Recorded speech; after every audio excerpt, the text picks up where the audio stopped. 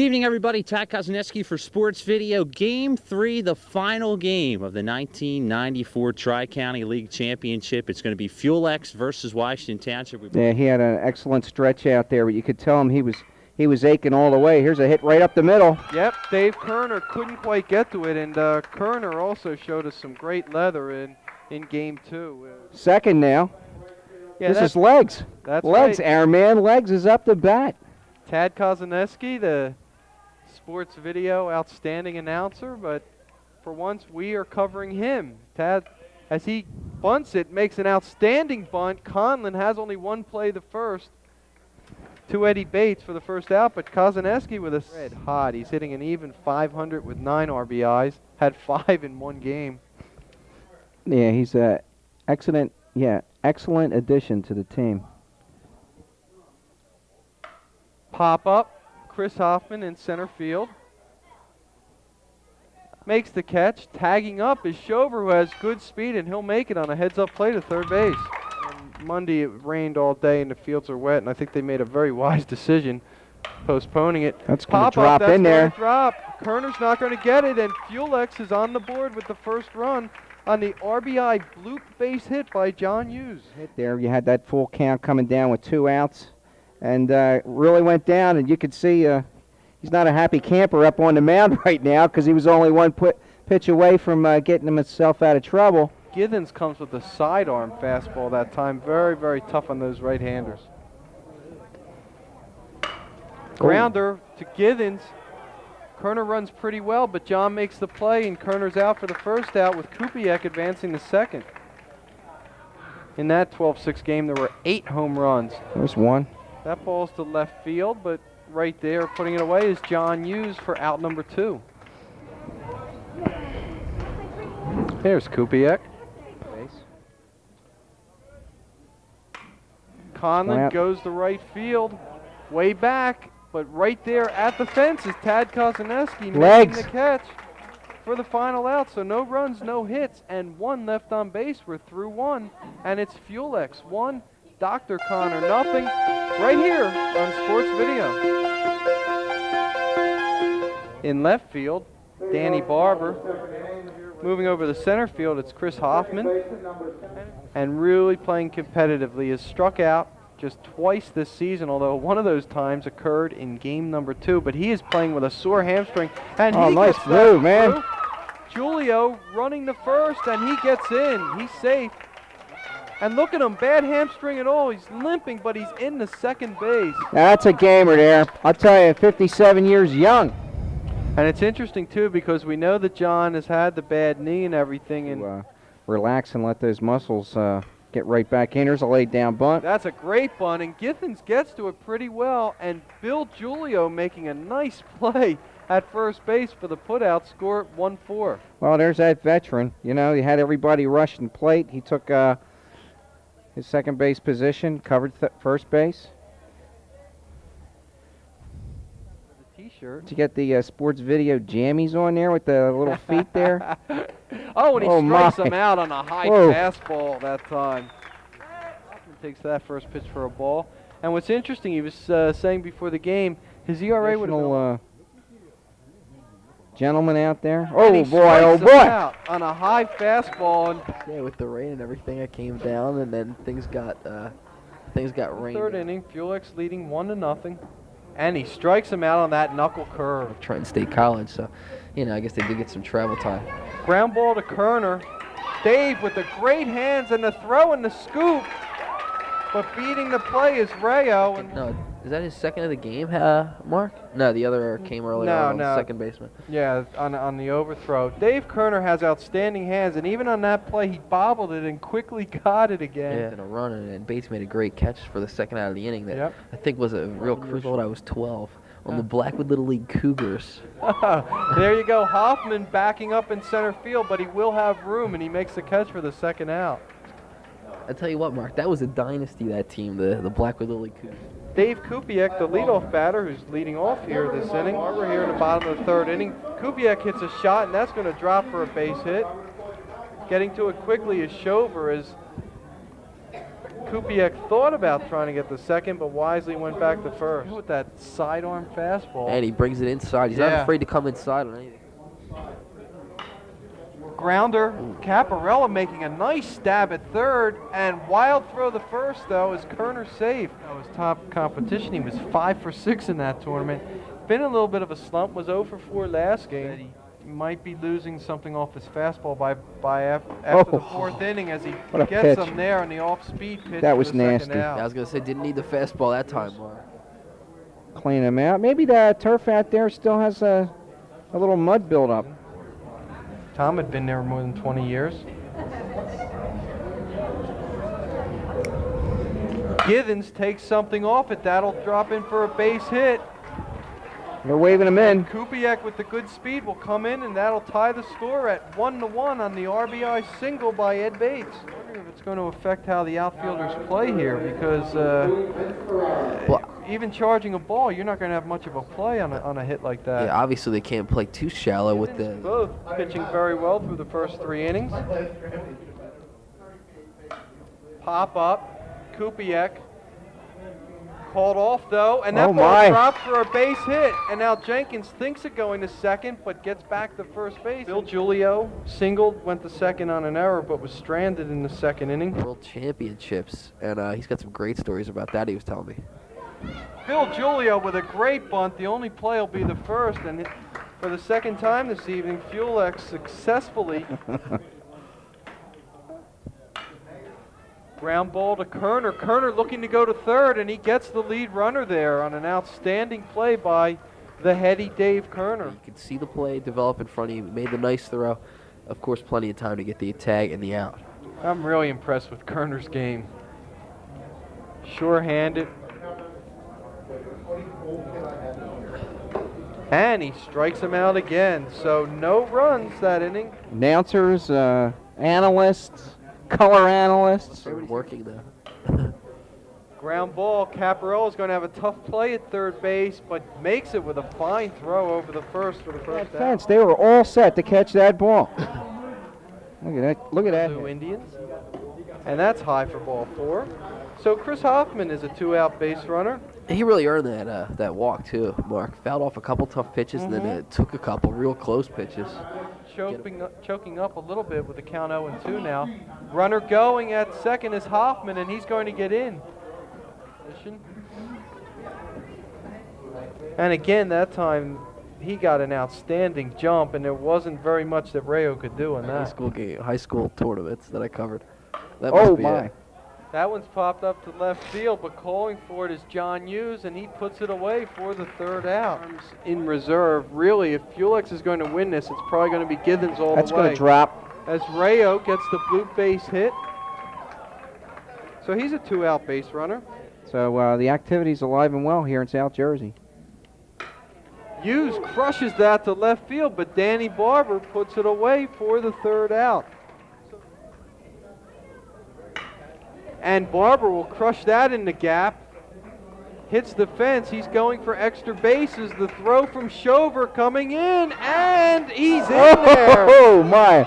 Oh, Chris Shover came oh so close to throwing out his coach at Camden County College at second base.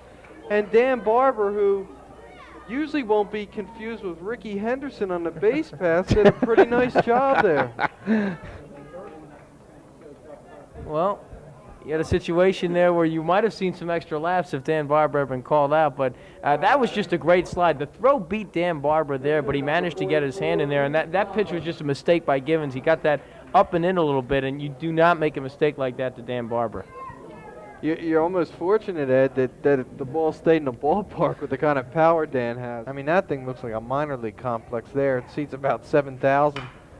Bates pops it up. Shover, though, gets a beat on the ball as he's going back, and he makes a difficult catch near the fence. Barber tagging up, and he'll get to third base. But now with 2 down, John Githens will try to bear down. Ground ball, Githens gets it, has plenty of time, makes the throw for the third out. An outstanding championship game here in the Tri-County League. This effort by one team to just come up with a clutch hit. Ground ball to Kerner, has to go deep in the hole, but he has the arm and he throws out Givens. Dave Kerner continues to be impressive at short. As far as we know, as of now, that is the case, at least in South Jersey. Long chase there. Oh, Eddie Bates makes the catch, but they're saying it was foul? Oh, what a grab by Ed Bates. On where the is the ball playable right there? There are some The ball's in play when it's in the dugout. I'll tell you what, Ed Bates, as Bill Giulio lines that, and he's going to have some room to run, bad hamstring at all. He'll make it to second base as Bill Giulio slides in there with a 2-out double. You got to hand it to that young man. Look, I don't know if he can get up. This is a perfect example right here of Giulio just practically going on one leg and puts that ball in the corner with a right fielder out there who's got a very strong arm, still stretches it out into the double. And again, this is what makes this kind of baseball in South Jersey in the summer so much fun to watch. These guys are out here, forget about professional money. They're out there, they're enjoying themselves, they're playing good competitive baseball, and they're all playing hard. You know what I saw, though, when Bill hit that thing? As deep as he did, as soon as he came across around that plate at first base. And he's really been an imposing figure. We saw that he was a Double-A All-Star in the Cardinals organization. He made it as far as Louisville, Triple-A Louisville, and faces Conlon twice and strikes out, and now he's the first guy to face Scott Young. With runners at the corners, J.R. Giulio at first, Bill Giulio at third.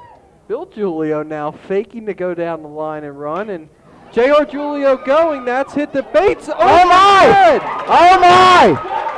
One run will score. Oh my! J.R. Giulio will score. Caparella going toward third base, and he'll get there with a stand-up triple. And who would have Unbelievable. thought? Unbelievable. The number 9 hitter in the lineup who struggled his first time up gets a 2-run triple against one of the premier pitchers in the league. Fuelex now leads 3-1, and look at them congratulating Bill Giulio. They're a bunch of happy campers right now. Well, there's that hit we were talking about, Ed. The hit, and although it isn't officially scored an error, Howard, you and I touched on it. It was one costly mental mistake, one misplayed ball right there, and suddenly this could be the championship. You know, it's interesting, as Chris Schover comes in this inning on 2 hits, the critical one, the 2-run triple by Caparella, and 1 left on base. We're going to the bottom of the 6th inning, and it's Fuelex 3, Dr. Connor 1 in the championship of the Tri-County League right here on Sports Video.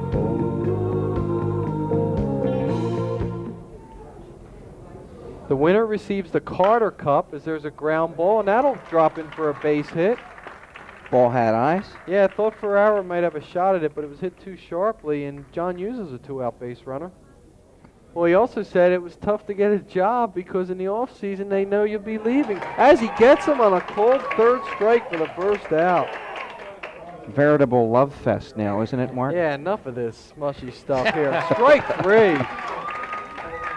You want non-mushy stuff, you got it there on that pitch. You talk about Givens toughing it out for 7 innings, and again... Strike, he's 1 for 3 with a double, and he hit that double in the 5th inning off a 3-2 pitch. Go outside, he has to follow through here. 3-2 the count, 2 outs. Barber pops it up. Schover in center field, way back, way back. That ball is out of here. It looked like a routine pop-up. And the next thing you know, they're calling a home run for Dan Barber. Was it me, Ed, or did that look like a routine fly? You're not the only one who thought that, Mark, because Givens turned around and put his arms up in the air as if, okay, let's start celebrating. And we mentioned all during the early part of this game how the ball was simply not carrying as opposed to the other night. Well, I don't know if the wind has shifted or there's something in the air. Well, some yeah. smog came across the Delaware or whatever, but that ball we've seen since the last couple innings is beginning to pick up. There you go, look at the flags, and now the wind is starting to blow out. This is the first time we've had wind tonight. It's been very, very stable and virtually no wind at all. And guess where it's flying to? Out. And, you know, you talked about Dan Barber, the kind of guy with his strength, he gets a hold of one in a situation like that, he's going to put it out. Well, Givens thought it was a final out. I thought it was a final out. Immature forever, and I think we are the shining example of there that you right go. here. Never grow up. Let's not go too far. Conlon hits one to center field. That's high. Schover making the put out for the final out. And Fuelex is the 1994 champion of the Tri-County Men's League. The second-year franchise has done it, defeating Dr. Connor 3-2 on an outstanding effort by John Githens, who wins his 11th of the year and never won any bigger. John Githens ends up as the winning pitcher in both. The Eastern Division winners, 16, 10, and 2, is Fuelex, and also the 1994 Carter Cup winners of the tournament. Fuelex. So the whole team, please come out.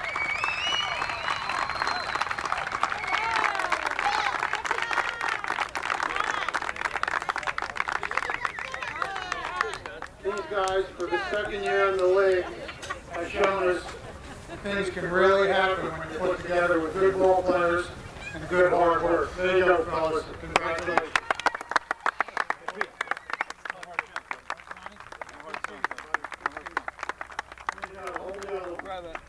Get a picture of all on the video here, guys.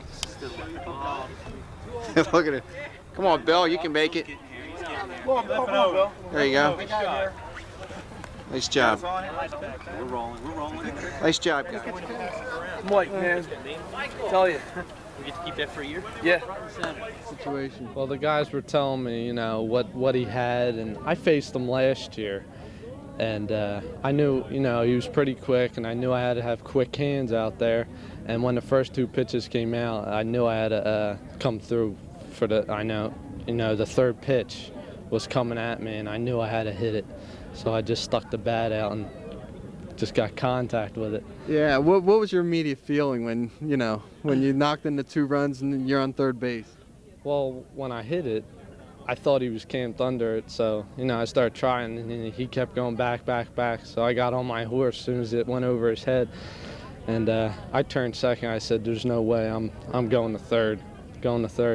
So I got there and I told my coach Joe, I said, you guys ain't used to this and neither am I. Yeah, because you come off the bench, you had been in as a pinch runner before, yeah. So you weren't totally fresh, but you hadn't been getting a lot of at-bats, and to face a pitcher like that, is there an intimidation factor at all? Because this guy really mowed you guys down in game 2.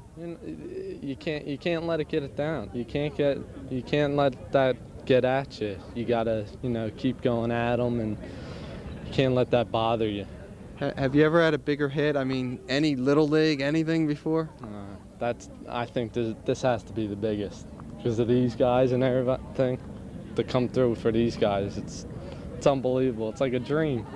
Yeah. Well, congratulations, and again, sorry about the misidentification, but the most important thing is you got the hit. That's you were right. on third base. That's right. All right. Thanks. Okay, I think we have Bill Giulio here. Bill, congratulations. Thank you very much. Bill, we mentioned on the telecast you were way less than 100%. The hamstring, we could tell, was bothering you running. Just a gutty performance. First of all, how did you physically feel by the end of the game? Well, the last out I felt great. Yeah. But before that, not too good. But I think the kids keep me going, and it's great to be surrounded by youth, I'll tell you. And it reminds me of the minor league park when I was at. We had won a championship many years. I don't even want to tell you how many years ago. But the fans standing around, and this was great. I mean, the people really support the program, Fuelex, and then Tri-County League. I enjoyed it, and the kids in there. I have to call them kids. They're great. Really nice. How about the significance? You score the lead run.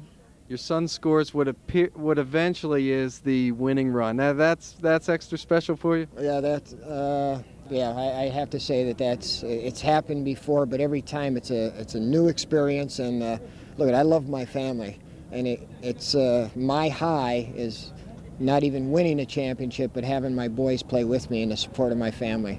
Bill, did it ever cross your mind, because you were really hobbling, of maybe not playing tonight? Did that thought ever come through? No, it never did. I mean, it hurt and I was down, but it never crossed my mind. It hasn't in the first 55 years, so maybe someday around 80 it'll cross my mind that I should be out of there. But I think the flow, the adrenaline flow, kept me going. And if I think I'm hurting the team drastically, I'll get out. Yeah, the other thing is you get 2 hits tonight. You're getting your bat on the ball. You said you'd been bothered by the hamstring and it actually hurt you swinging. The back was hurt.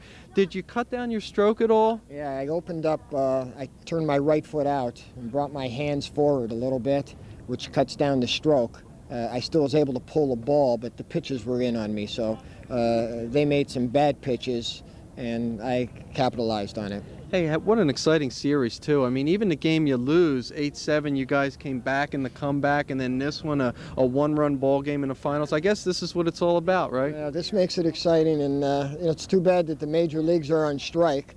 I'd love to play up there one more time, and I'll only do it for $1 million. Well, Bill, congratulations. Great season, and you were a real inspiration to a lot of the players. Best of luck. Thank you for having me. Okay. The manager, Joe, how are you? Joe? Unbelievable. Joe, I botched it by not knowing that Bergstrom was in there, but you're the guy that made the call. What went in your mind, your decision to pinch hit for him? Well, Mike's done it for us all year. We've done whatever we asked him to do. He came up big for us. I knew he was going to lay his bat on the ball. There was no doubt that he was going to at least make contact. He put it in play. Oh. Hey, they wet my magazines. Wait a minute. Sorry, Joe, but they didn't want me to tell you that. That's all right. Hope you brought an extra shirt. But anyway, you said the guys did it this year. It's really a real achievement, the second year of the program, to be able to win it. Thanks. I guess when we first started out this year, we were, I think, at 1.4-7, and we had a big team meeting after a game we had gotten blown out by. And I said I thought we had a good team, and we weren't playing like a team at that point. And then after that, we started playing as a team, made some position changes, and the guys just gelled as a team. And after that, I think we went on a 16-2 run. And, we lost one game in the finals, and that was a close game. I thought we were going to pull that one out. What can you say about your workhorse, Johnny Githens, on the mound? Well, the guy, he wanted to relieve when he came to us this year. And we lost 2 starters. Ted hurt his shoulder early in the year, and then another guy hurt his shoulder early in the year. And John just stepped up. He says, Joe, I'll start. And he took the ball from then on. And every time he went out there, and we threw some bad lineups out there, and when he was pitching, we knew we were winning. It was like win night. There was no doubt about it, we were winning. Now, John told me he was ready to go Sunday and all. He was ticked off that it got rained out. But how about the extra rest? I would think it really had to help him. I think it helped him. I mean, because he was still bringing it in the 7th inning. I mean, he was throwing gas. Yeah. I mean, I thought he was going to strike the side out. I really did. I mean, what can you say about the guy? He's the consummate professional. I mean, on the way over here tonight, I drove him to the game. He guaranteed a win. What more can you do? You guarantee a win. You go out there and do it. That's what he's been doing all year. Joe, it's a happy moment for you. Congratulations. Best moment of my life. Best of luck. Yeah, thank you. All right, now we have John Githens coming in. John, congratulations. Thank you very much. You threw us off a little bit, though. You said, hey, after the 4th inning, I usually start to lose it. I did. I really did.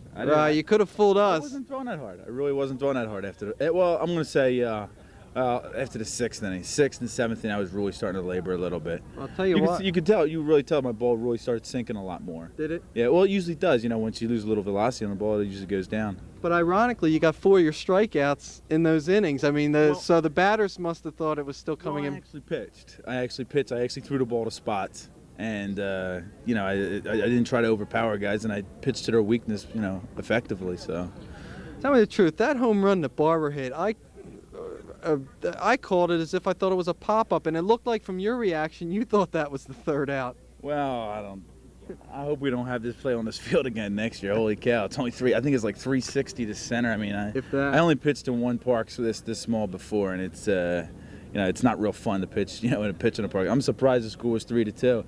Ball really wasn't carrying as well as it was in the past 2 games either, though. So, I mean, it's just I just credit most of the guys on my team. They just made most of the plays. They did their everybody did their job, and they got me enough runs.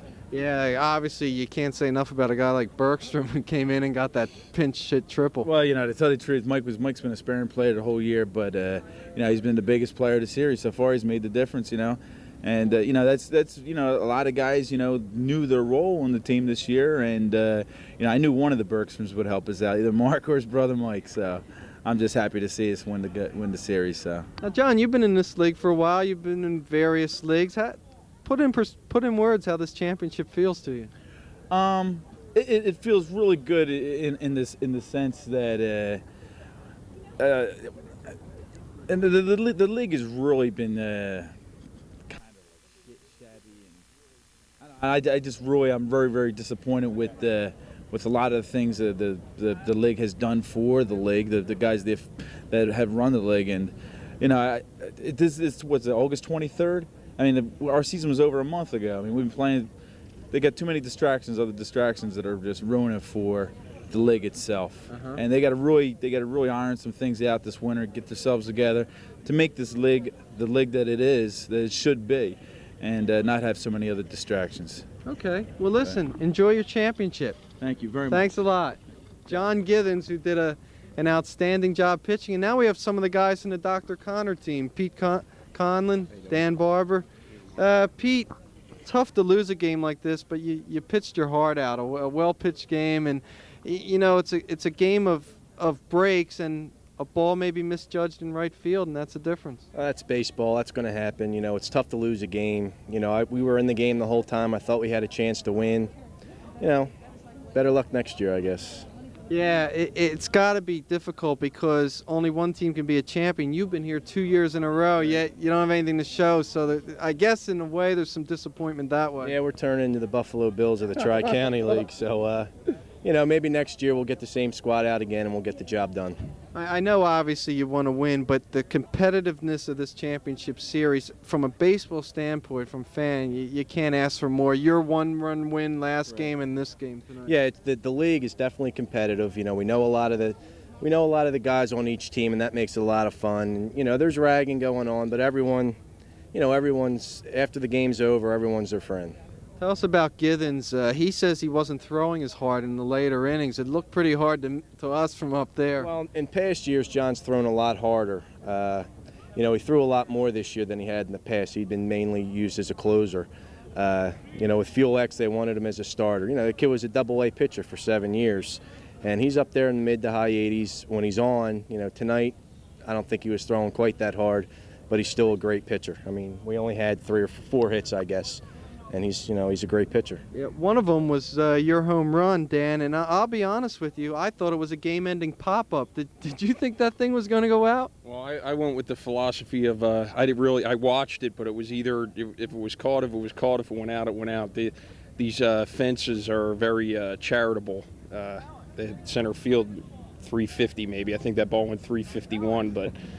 The first game there was 8 home runs, and then this game there was 1. So the short fences didn't come into play today, which was good like the first game. But like you said, I thought it was pretty much a pop-up also. But with the wind was blowing out a little bit, might have helped it. I got it up in the air and I went out of the park. Dan, as I was saying to Pete, even though you lose, a great series, two great teams, and obviously your team doesn't have to hold your head down low. You played an outstanding series. No, there's a lot of teams that wish they could even be here. I mean, we've made it 2 years in a row. Some teams can't even say they've made it to the quarterfinals. So being here 2 years in a row shows that our team, I wouldn't say is a dynasty, but it's one of the stronger teams in the league to make a showing 2 years in a row to the championship, especially with we had Bridgeton going on. We had to use pitchers there. So, we had a lot of pitchers to throw in a short amount of time, and we were able to get the job done, and I think that's credit to our pitching staff for how many innings they've had to throw in the last couple of weeks. Okay, gentlemen, thanks for coming on with us, and congratulations in getting to the finals. Pete Conlon, Dan Barber, they've had outstanding seasons. For Dr. Connor, which is, again, in the championship final 2 years in a row, just coming up a little bit short. Now, we want to get Tad on the post-game show, too, because we have to get his comments on it. Hey, Tad, can we get you over here? Tad Tad talking to the Washington Township players there and giving them congratulations. A lot of sportsmanship in this league. Tad. Hey, how you doing? Well, I shouldn't be doing this, but I guess since I'm in sports video, I can do this. Congratulations. First of all, your thoughts of winning this prestigious championship. I'll be honest with you, Mark, it still hasn't even sunk in. I've never been more nervous for that last at bat in my life. I mean, I didn't even care what happened. We were just so much filled with anxiety that last inning. And when Bill came up and got the hit, and I'm sure you mentioned, Bill pulled his hamstring early on in the game, and we knew a Bergstrom was going to win this game one way or another. We thought it was going to be Mark, but Mike came up, and Mike hasn't played in a few weeks with us, and that was probably one of the most exciting hits I've ever seen in my life against a pitcher who's outstanding. Yeah, that's what I was going to say. You have to give a lot of credit to obviously Scott Young, but also Pete Conlon. He really battled you guys. Well, me personally, I couldn't touch Pete, on the best circumstances. Pete throws that knuckle curve, and that is just one tough pitch to hit, Mark. And he just pitched a tremendous game.